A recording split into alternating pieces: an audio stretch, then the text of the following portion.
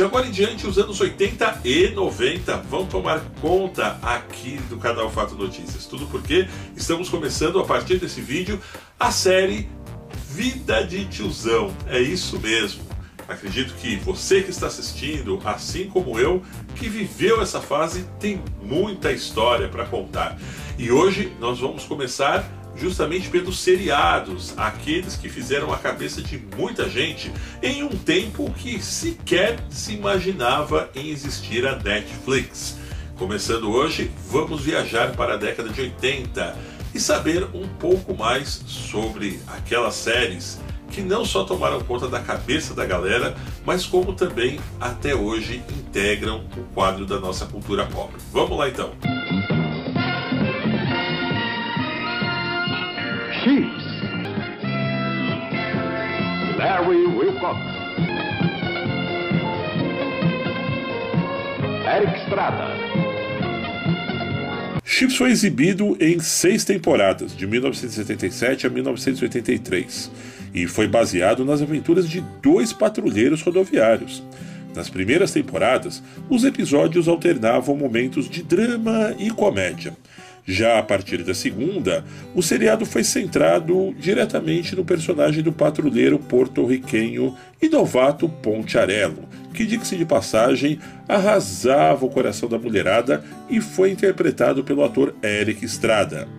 Com o aumento da popularidade de Ponte, além de incrementar seu cachê, Eric Estrada exigiu que seu personagem ficasse mais sério e um pouco mais racional. As mudanças não agradaram muito a produção, que alimentou uma rivalidade com Eric, até deixar o programa antes da última temporada.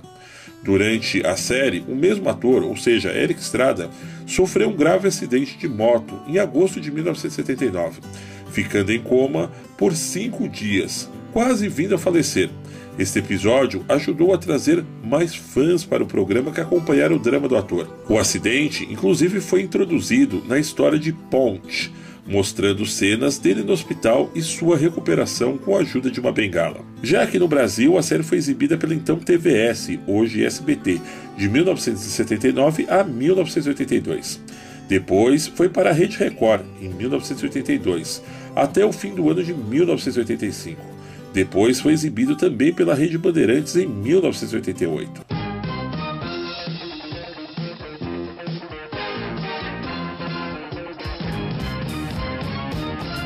Magnum fez muito sucesso nos anos 80, quando a rede CBS decidiu desenvolver um projeto que aproveitasse os equipamentos da série Havaí 5.0, que foi um seriado de muito sucesso entre os anos 60 e 70. O primeiro nome lembrado para o protagonista foi Robert Conrad, que havia estrelado James West. Mas com a recusa do mesmo, Tom Selleck, que na época era mais conhecido por fazer comerciais de televisão, foi convidado e acabou aceitando de pronto o papel. Originalmente, teve seu primeiro episódio exibido nos Estados Unidos, em 11 de dezembro de 1980, e o seu episódio final em 8 de maio de 1988. Magnum era um veterano de guerra do Vietnã, que acabou se tornando detetive particular, e foi morar e trabalhar no Havaí, onde ele viveu hospedado na mansão do escritor e playboy Robin Masters, em troca de uma ajuda em sua segurança.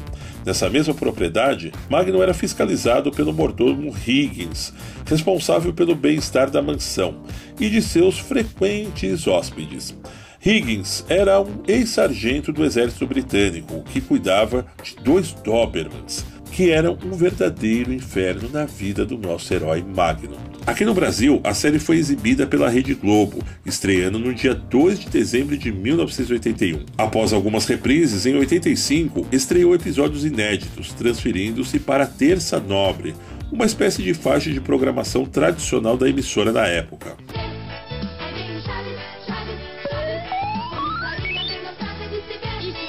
Chaves e Chapolin, um dos maiores ícones dos anos 80 e ainda presente em nossos dias atuais, que foi criado pelo seu próprio intérprete, Roberto Gomes Bolanhos, trazendo um garoto que se chamava X-Perito e aqui no Brasil mais tarde chamado de Chaves, tendo sua primeira gravação no dia 20 de junho de 1971 e a última em 11 de dezembro de 78. Já o atrapalhado e querido herói Chapolin Colorado, também criado por Bolanhos, teve sua primeira exibição em 28 de fevereiro de 73 e seu encerramento em 19 de setembro de 79.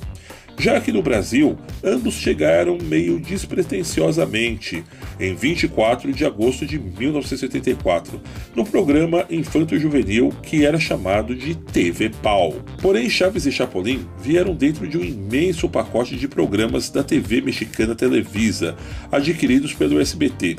Hoje o seriado também está sendo exibido no canal Multishow. Romance do passado. A Gata e o Rato. Amanhã, depois de Selva de Pedra. A Gata e o Rato, em seu título original Moonlight, foi uma série de televisão norte-americana transmitida pela ABC entre os anos de 1985 a 1989, num total de 67 episódios. Aqui no Brasil, começou a ser exibido a partir de 1987, pela Rede Globo, na Sessão Aventura. A série contou a história de Mad, uma modelo falida que conheceu um agente chamado David Aidson, que foi interpretado por ele mesmo, pessoal, Bruce Willis, que começava sua carreira e ia despontar a partir desse seriado.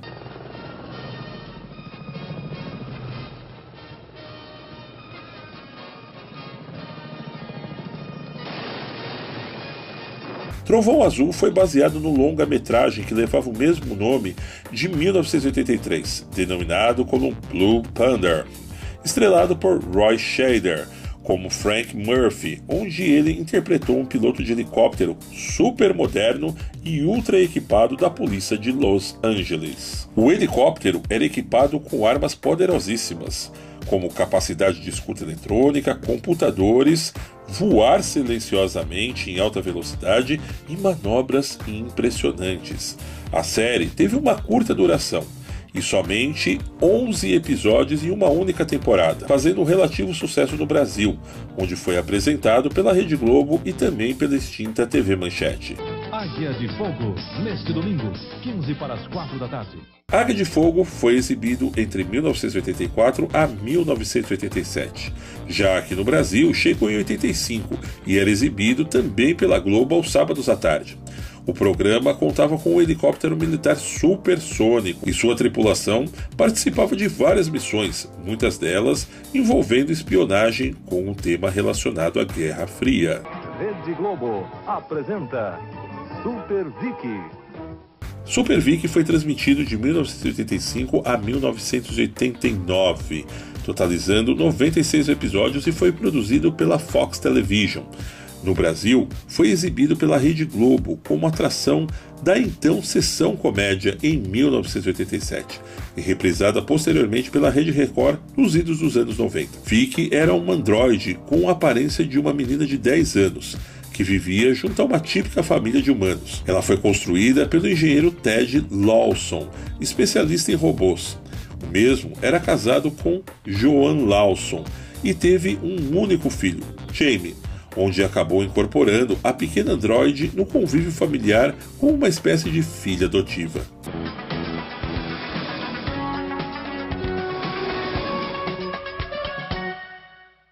Knight Rider, ou seja, a Super Máquina, como foi chamada aqui no Brasil, foi produzido pela Universal Studios.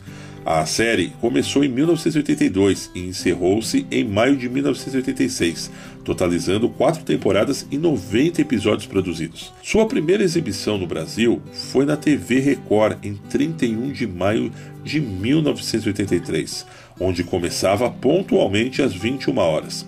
A partir de 5 de junho do mesmo ano, começou a passar no SBT, na época ainda chamado de TVS. O seriado foi estrelado pelo ator David Hasselhoff como Michael Knight, um tipo de cavaleiro andante dos dias atuais, que dirigia um carro com avançada tecnologia e personalidade própria, adquirida a partir do desenvolvimento de uma inteligência artificial. Armação ilimitada, o sítio Pica-Pau dos anos 80. Armação ilimitada, nesta sexta, depois de Selva de Pedra. A Armação Ilimitada foi um seriado voltado para o público adolescente. Inicialmente foi exibido pela Rede Globo às sextas-feiras, no horário das 21h20, entre 1985 a 1988, misturando aventuras e esportes radicais. O projeto foi concebido a partir de um esboço feito pelo ator Cadu Moliterno e André de Biasi, que haviam trabalhado juntos na telenovela Partido Alto em 1984. A ideia foi concretizada pelo diretor Daniel Filho, que apostou e investiu no seriado de aventuras apresentando em um ritmo, digamos, de quase que um videoclipe. Juba e Lula eram dois jovens surfistas que viviam uma vida inusitada entre amores e aventuras, dividindo inclusive a mesma namorada, Zelda Scott, que era interpretada por Andréa Beltrão.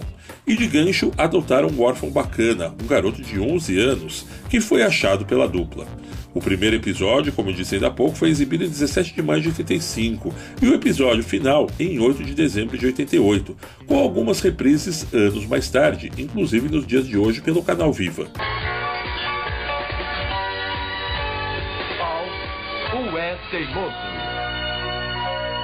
Inspirada em uma paródia do filme E.T. de Steven Spielberg, Alf, o E-Teimoso teve o seu primeiro episódio exibido nos Estados Unidos em 22 de setembro de 1986. Trazia as aventuras de um extraterrestre que acabou sendo descoberto por uma típica família americana, que fez questão de guardá-lo dentro de sua própria casa.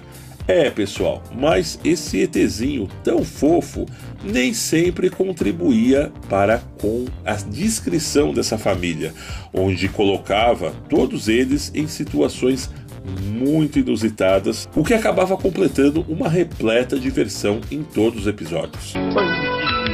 Levada da Breca. Punk a Levada da Breca foi transmitida durante os anos de 1974 a 88 nos Estados Unidos pela rede de televisão NBC. A série ganhou também um desenho animado, que na época também obteve o lançamento de vários produtos licenciados ligados à personagem. No Brasil, a série foi transmitida pelo SBT a partir de 1988, repetindo o mesmo sucesso que tivera nos Estados Unidos. Penélope Punk Brewster era uma garota engraçadíssima e bem-humorada. Era órfã de pai e de mãe e vivia em um apartamento abandonado, dentro de um prédio onde acabou conquistando várias amizades. Os mesmos amigos, que também faziam parte do seriado, davam um alívio cômico todo especial ao enredo da história. Dentre eles, um senhorzinho chamado Arthur, que na verdade acumulava as funções de fotógrafo e síndico do mesmo prédio, onde algum tempinho depois o mesmo Arthur acabou adotando Punk como sua filha adotiva. E se conseguir encontrá-los, talvez consiga contratar o Esquadrão Classe A.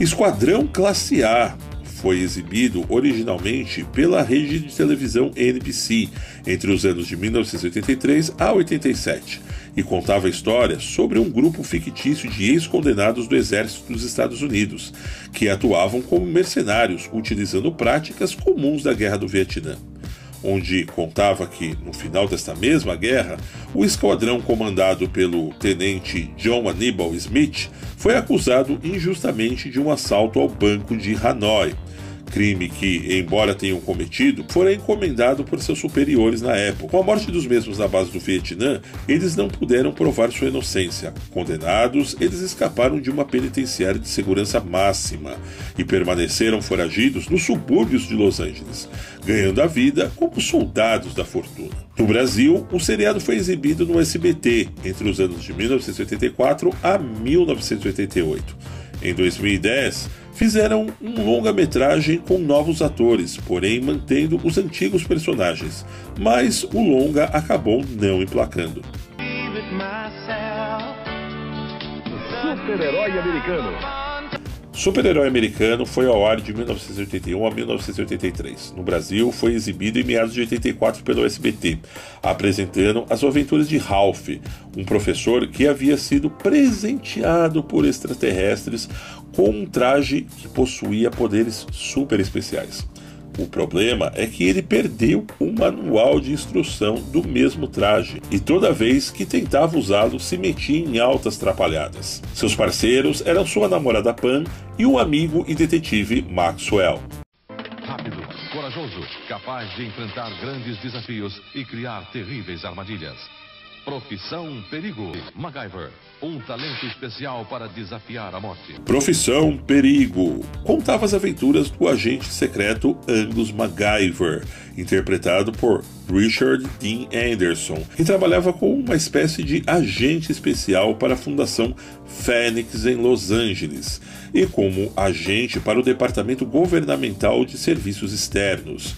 Educado como cientista, MacGyver serviu na Guerra do Vietnã como técnico da Brigada Antibombas.